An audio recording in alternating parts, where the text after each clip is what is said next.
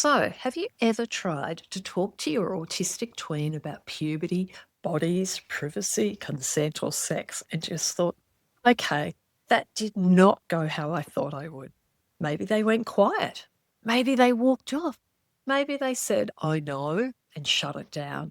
Or maybe they looked like they weren't listening at all and then brought it up 2 days later in the car.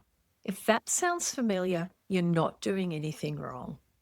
But you're probably running into something that a lot of parents of autistic kids run into. The usual sex ed advice often doesn't fit autistic kids very well. Not because autistic kids need less information, and not because sex ed has to be watered down, and not because they cannot learn it. They absolutely can. But they often need it taught differently, more clearly, more literally, in smaller pieces, and at better times, and without so much pressure to respond straight away. And look, I can tell you this with absolute confidence. Autistic kids, they still need sex ed. They need the same core sex ed topics as every other child, but the way we teach it often needs to change. Because when the teaching doesn't fit the child, parents can start making sense of it in ways that are actually not true. And they think they're not ready, they're not interested, they already know this, or they'd ask if they wanted to know. But often, this is not what's going on at all. Often, what's going on is that the information is just too vague, too big, badly timed, or expecting a kind of response that just does not match how the autistic child processes. So, in this episode, I'm going to walk you through why sex ed can feel so different when your tween's autistic, what the usual advice gets wrong, and then what helps instead. And stay with me, please, because at the end, I'll give you a 1 minute challenge that will help you notice one really useful clue about how your child learns best.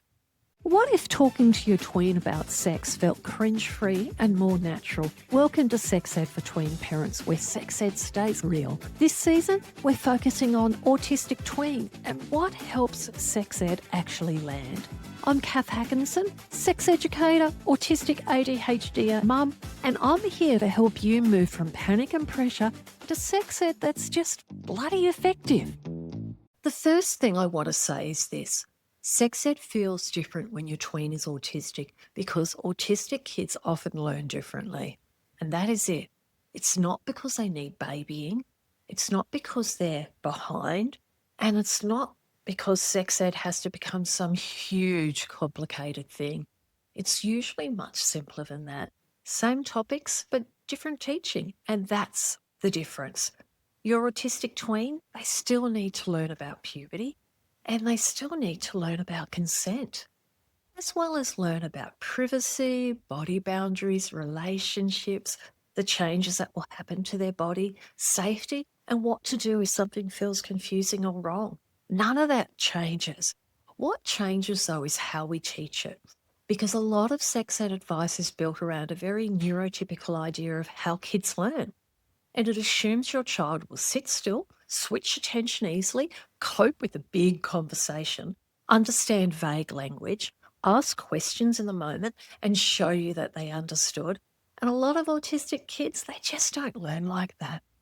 So if you've ever tried to talk to your child and thought they're just not taking this in, you might actually be wrong. They may be taking it in, just not in the way you expected, though.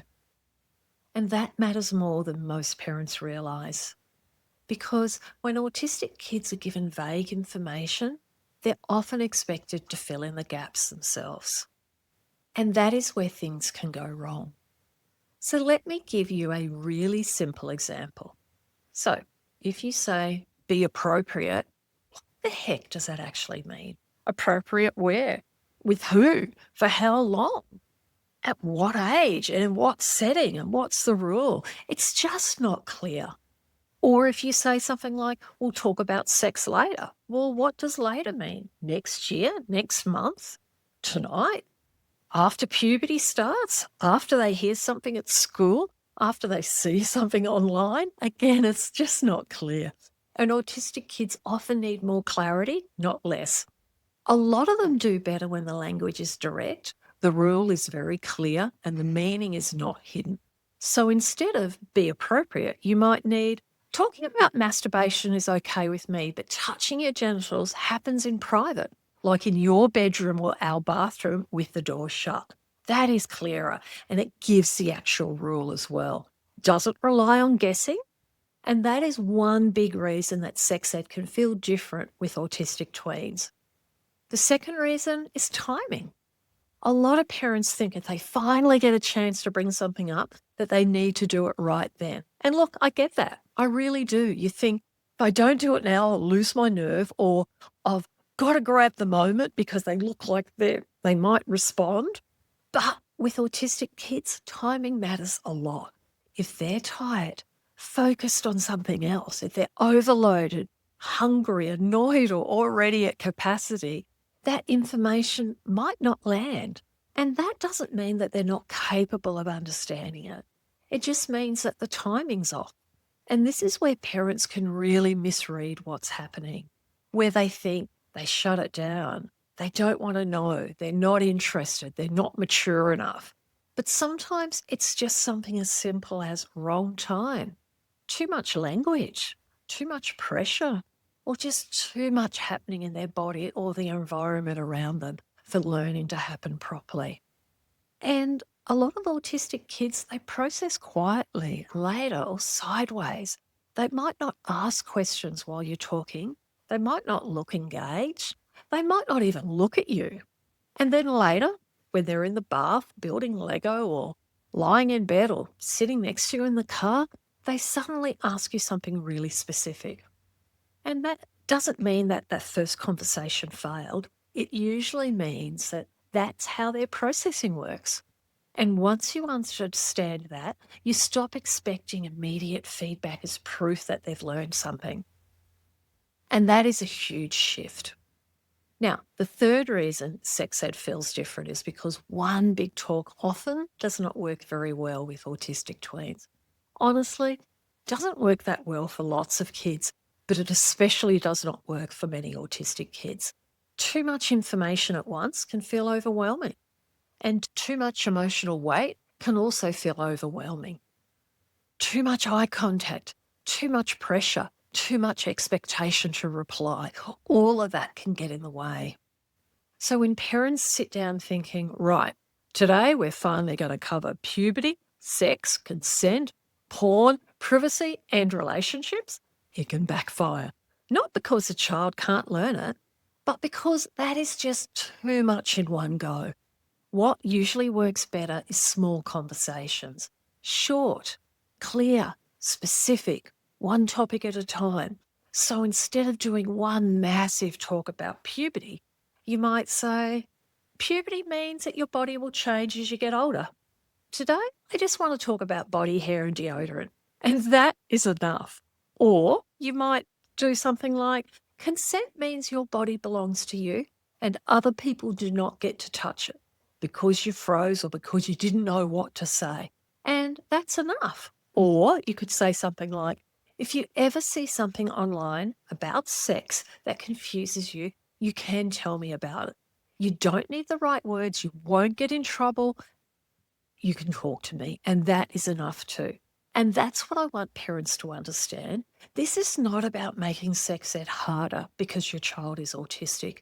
It's about making sex ed fit your autistic child better. And that is a completely different thing. When sex ed fits, it gets easier. And when the language is clearer, it also gets easier. And when the timing is better, too, everything gets easier. And when you stop expecting instant responses, it also gets easier. When you stop trying to do it all in one go, it gets easier. So if sex ed has felt clunky, awkward, too big, or like it just doesn't land with your autistic twin, that does not mean that you're bad at this. It probably means you just need a different way in. So if you're listening to this and thinking, okay, Kath, that makes so much sense, but I still want help knowing what to say, how much to say, and how to make this fit my child, that is exactly what I've created with my neuro-affirming sex ed guide. It's designed to help you teach sex ed in ways that are clear, practical and much easier for neurodivergent kids to process.